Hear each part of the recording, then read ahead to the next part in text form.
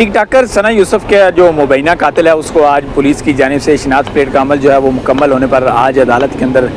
पेश किया गया। और इस मौका पर जो प्रोसिक्यूशन है उसकी खसूसी जो टीम है 3 रुकनी टीम, वो टीम भी अदालत के अंदर पेश हुई और आज 7 दिन के जिस्मानी रिमांड की इस्तदा जो है वो की गई प्रोसिक्यूशन की जानिब से अदालत के अंदर। और अदालत के अंदर प्रोसिक्यूशन की जानिब से ये कहा गया कि मुलज़म के ज़ेरे इस्तेमाल जो फ़ोन है वो फ़ोन भी अभी तक मुलज़म से बरामद करना है। उसके साथ साथ मुलज़म, क्योंकि आपने इस तरह देखा होगा सोशल मीडिया पर भी खबरें चल रही थी कि मुलज़म जो है वो गाड़ी लेकर इस्लामाबाद पहुंचा था, तो वो गाड़ी जो है इस हवाले से मुलज़म से वो भी बरामद करनी है। तो इन जो 2 मेन वजूहात हैं, इन वजूहात की बुनियाद पर मुलज़म का जो 7 रोज़ा जिस्मानी रिमांड है वो दिया जाए। तो जब अदालत के अंदर ये कार्रवाई चल रही थी, जुडिशल मजिस्ट्रेट जो हम तलका थाने के मोहम्मद हफीज़, उनकी जानिब से ये कार्रवाई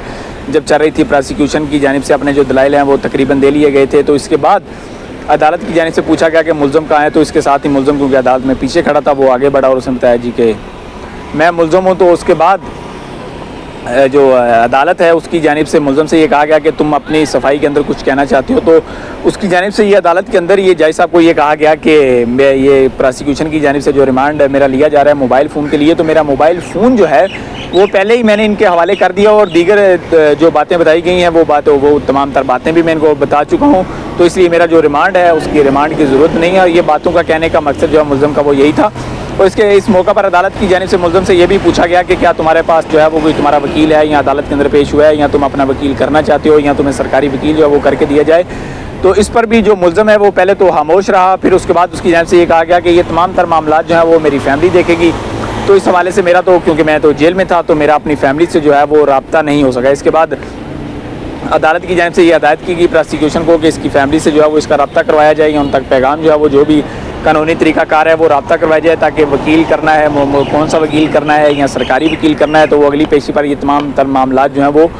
क्लियर हो जाएं। तो इसके साथ साथ यहाँ पर प्रोसिक्यूशन की टीम की जानिब से ये भी कहा गया, क्योंकि ये एक हसास मामला है, एक कत्ल का मामला है, तो इसमें ना सिर्फ ये जो रिमांड लिया जाएगा 7 दिन का रिमांड, इस रिमांड के अंदर ना सिर्फ मोबाइल की रिकवरी की जाएगी और गाड़ी की रिकवरी की जाएगी, बल्कि दीगर जो मुख्तलिफ वजूहात हैं या इस कत्ल के जो कत्ल हुआ है, इस कत्ल के पीछे मुहर्रकात जो हैं वो क्या हैं, तो ये तमाम तर जो मामलात हैं मुख्तलिफ पहलुओं से इनकी तहकीकात जो है वो की जाएंगी। तो इसलिए 7 रोज़ा जो रिमांड है वो दिया जाए। लेकिन अदालत की जानिब से प्रोसिक्यूशन की जो 7 रोज़ा जिस्मानी रिमांड है उसकी इस्तदा जो है मुस्तरद की गई और 4 दिन का जिस्मानी रिमांड जो है वो दिया गया। लेकिन दूसरी जानिब एक अहम बात जो कि मुलज़म की जानिब से अदालत के अंदर एक ज़बानी दरखास्त जो है वो दी गई, क्योंकि अदालत के अंदर वैसे तो दरखास्त देने का बाकायदा तरीक़ाकार है, लेकिन जब अदालत की जानिब से मुलज़म से पूछा गया अपनी सफाई में क्या कहेंगे, तो जहाँ पर उसने जो प्रोसिक्यूशन की जानिब से रिमांड की इस्तदा की गई थी उस हवाले से अपनी बात की, बल्कि उसने अदालत को ये इस्तदा की कि मेरा जो मेडिकल चेकअप है वो करवाया जाए। तो इस मेडिकल चेकअप की वजूहात जो हैं वो कुछ भी हो सकती हैं। और वैसे भी अगर कानूनी तौर पे बात की जाए तो पुलिस की जानिब से जब भी किसी मुलज़म को लिया जाता है तो मेडिकल करवाना एक रूटीन की बात थी, लेकिन मुलज़म की जानिब से ये जो है ये स्पेशल अदालत के अंदर ये कहा गया कि मेरा मेडिकल चेकअप जो है वो करवाया जाए। और उस पर अदालत की जानिब से मुलज़म की ये जो जिस्मानी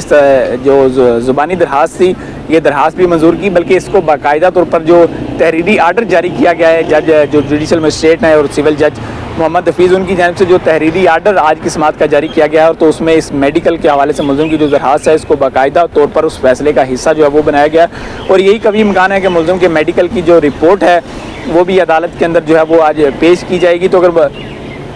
और 20 तारीख को मुलज़म का जो 4 रोज़ा जिस्मानी रिमांड है वो मुकम्मल होगा और उसके बाद मुलज़म को अदालत के अंदर जो है वो दोबारा पेश किया जाएगा। और इन 4 दिनों के अंदर प्रोसिक्यूशन जो है वो क्या करती है और इन तमाम तर मामलात को मद्देनज़र रख कर जो अदालत है वो अगले जिस्मानी रिमांड या जुडिशल रिमांड जो भी प्रोसिक्यूशन की इस्तदा होगी तो वो तमाम तर मामलात को देखते हुए जो है वो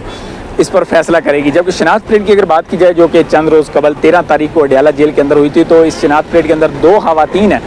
जिसमें एक जो मकतूला है सना यूसुफ, उसकी वालदा और फुप्पो जो है ये 2 ख़वातीन थी। उनकी जानिब से अदालत के अंदर तो वो अडयाला जेल के अंदर मुलज़म को शिनाख्त किया गया। और शिनाख्त परेड जब किसी भी मुलज़म की जाती है तो उसके कद के, उसके हुलिये के, उसी जिसामत के 3 से 4 लोग या इससे ज़्यादा जो लोग हैं वो मुलज़म के साथ एक लाइन के अंदर खड़े किए जाते हैं। और वहाँ से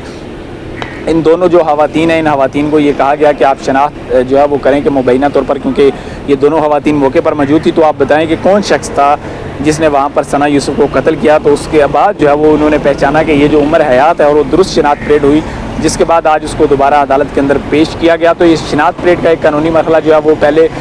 जो है वो अभी 12 से 13 दिन के अंदर वो मुकम्मल हुआ और उसके बाद आज बाकायदा तौर पर 4 दिन के लिए जो सना यूसुफ का मुबैना कातिल है उमर हयात, उसको पुलिस के हवाले कर दिया गया है जिस्मानी रिमांड पर। अब 4 दिन जो है वो पुलिस अपनी जो तफ्तीश है वो करेगी और दोबारा 20 तारीख को मुलज़िम को जो है वो अदालत के अंदर पेश किया जाएगा।